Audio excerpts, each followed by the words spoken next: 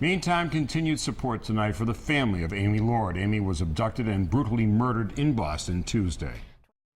The story of Amy Lord began in the quintessential town of Wilbraham back on December 21st, 1988. My sister was killed by a random act of violence, so I really wanted to remember her through random acts of kindness, because I know right after it was hard for us that everywhere that she was on the news was just about how she died, and that has nothing to do with her as a person, and it all has to do with the person who did it to her. So we were trying to find a way to help random acts of kindness outweigh the violence and try to get it in the media and show people that there is still good in the world, because it's so easy to spotlight things that are tragic and ignore things that are little that brighten people's days and make a difference. That good is keeping Amy's story going, and they're doing so through this website called Aim for Kindness. The Lords say the website is an initiative created to help random acts of kindness outweigh random acts of violence in today's world. What are you trying to accomplish, with this website? What do you want for, the future? In the short term, I'm really just hoping to help the people that were affected by this, primarily.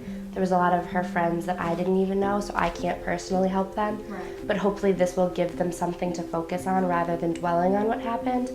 And I hope it gives something horrible that happened a positive view.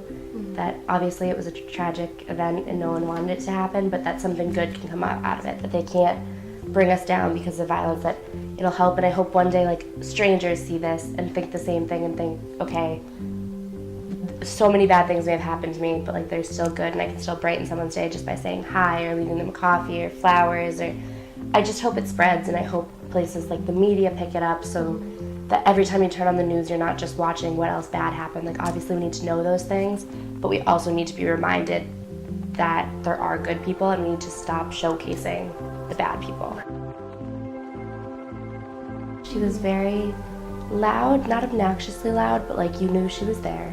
And she kind of brightened up a room. She had a great smile. It's what she was known for. Everyone loved it. She loved kids, and she wouldn't tell you, but she loved animals. She was obsessed with our dog and always tried to act like she wasn't. She was just she cared a lot about what other people were doing and if they were okay and making sure they were okay and trying to help other people and brighten people's days. She really hated not only being upset, but she was really awkward when other people were upset. She just hated it and didn't like any of the violence, anger, that stuff.